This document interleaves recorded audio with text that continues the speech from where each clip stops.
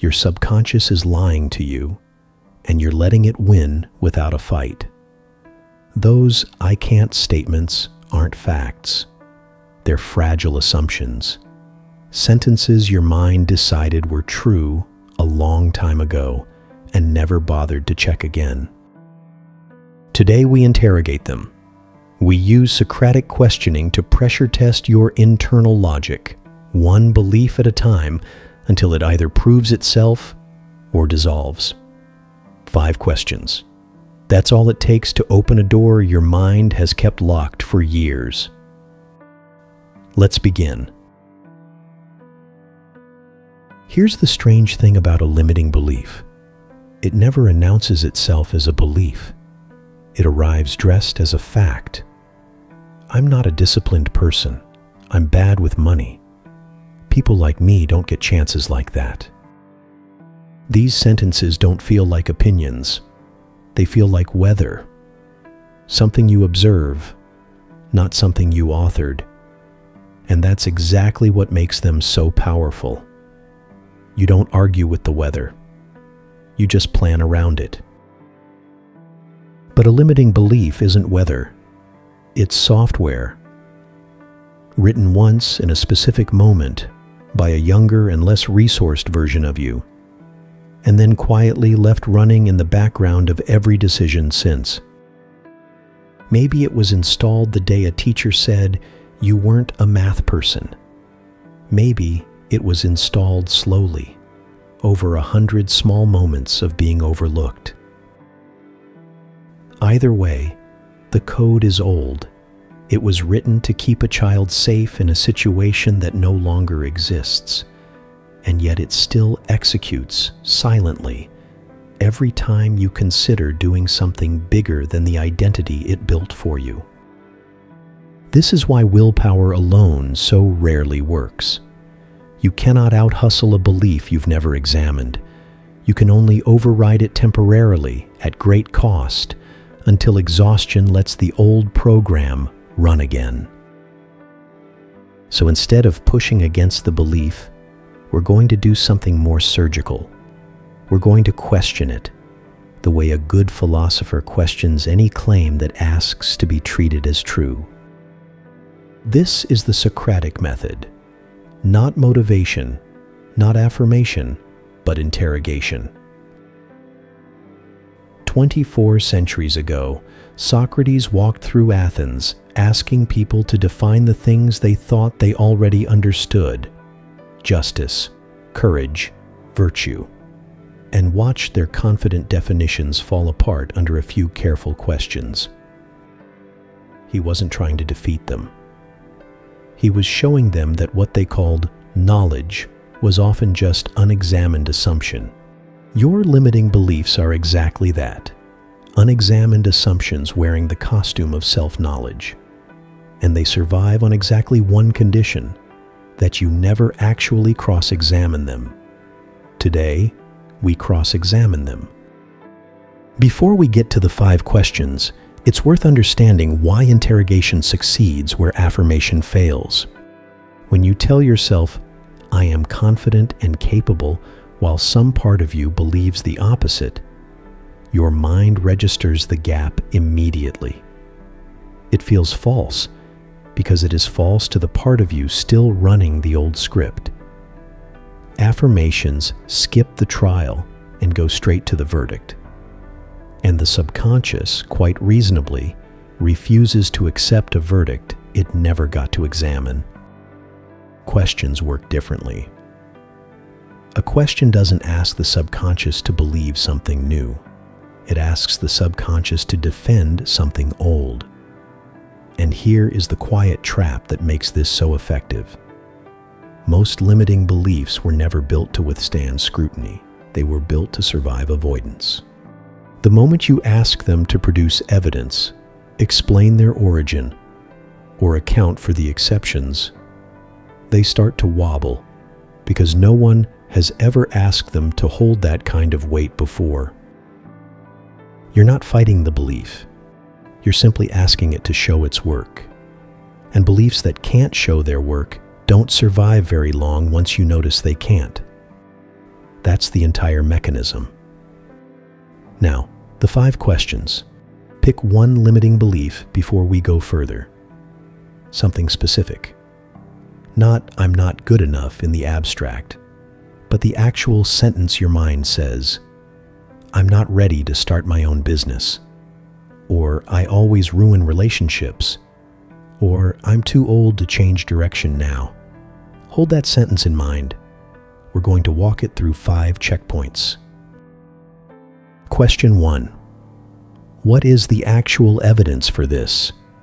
Not the feeling, not the general sense of it.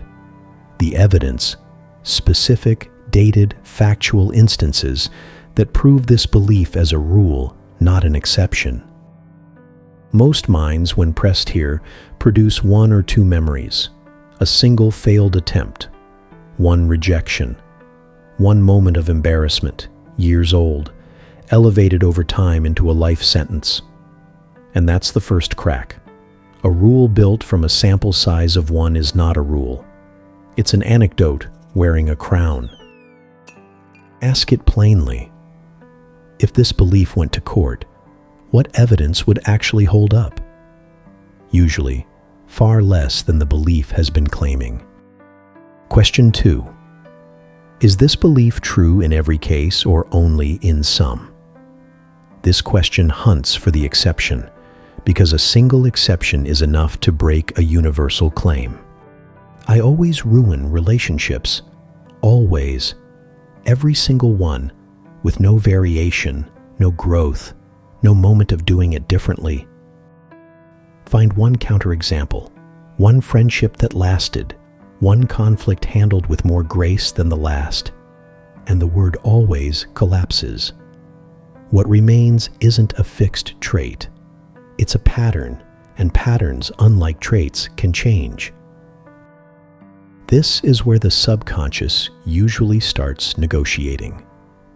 It downgrades "I always" to "I usually," and "usually" to "sometimes" under certain conditions. That downgrade is not a small thing. It's the belief losing its grip on your identity and becoming instead a description of certain circumstances. Circumstances you can now start to change. Question 3. Where did this belief actually come from? Every limiting belief has an origin story, and origin stories, once told out loud, tend to lose their authority. Did this belief come from your own repeated adult experience? Or did it come from a parent's anxiety, a teacher's offhand comment, a culture that decided certain people don't do certain things? Was it yours, or was it handed to you before you were old enough to evaluate whether it was true? This question doesn't erase the past, but it does something important. It separates the belief from your identity. It stops being "who I am" and becomes a conclusion someone else reached that I inherited without a vote. And nothing you inherited without a vote is obligated to run your future. Question 4. What would I do differently if I didn't believe this? This is the question that makes the cost visible. Don't answer in the abstract. Get concrete. Would you have sent the application, started the conversation, raised the price, booked the flight, said the true thing instead of the safe thing? Sit with that answer for a moment, because it reveals what the belief has actually been protecting you from. Not failure usually, but the discomfort of trying. The belief isn't defending your well-being. It's defending your comfort, and it has been billing you quietly in missed years for the service. Question 5. What is a more accurate belief I could reasonably hold instead? Not a fantasy, not "I am a limitless success magnet." Something your evidence actually supports, something honest enough that the subconscious can't reject it on sight. Not "I always ruin relationships," but "I've struggled with conflict in the past, and I'm learning what I'd do differently." Not, I can't start a business, but I haven't started yet, and I don't have every answer, which is true of everyone who eventually did. This is the belief that survives cross-examination because it was built to. It's not louder than the old one, it's just truer. And truth, once it's on the table, is very hard to argue back into hiding. Let's run it once, start to finish, on a single belief. I'm too old to change direction now. Evidence? A handful of stories about people who tried late and struggled, none of them on inspection actually about this person's own capacity. Always true? No. Somewhere a counterexample exists. Someone this person actually knows, who changed course later and it worked. One data point is enough to break always. Where did it come from? A parent's fear about financial risk, absorbed decades ago as if it were physics. What would I do differently? Apply. Ask. Take the course. Make the call that's been sitting in the drafts folder for 2 years. What's more accurate? Changing direction later is harder in some ways and easier in others, and it's still possible. 5 questions. Roughly 4 minutes of honest thinking. And a belief that had gone unchallenged for 20 years suddenly has nowhere left to stand. This is the whole method. No new information was required, only the willingness to ask what was already there.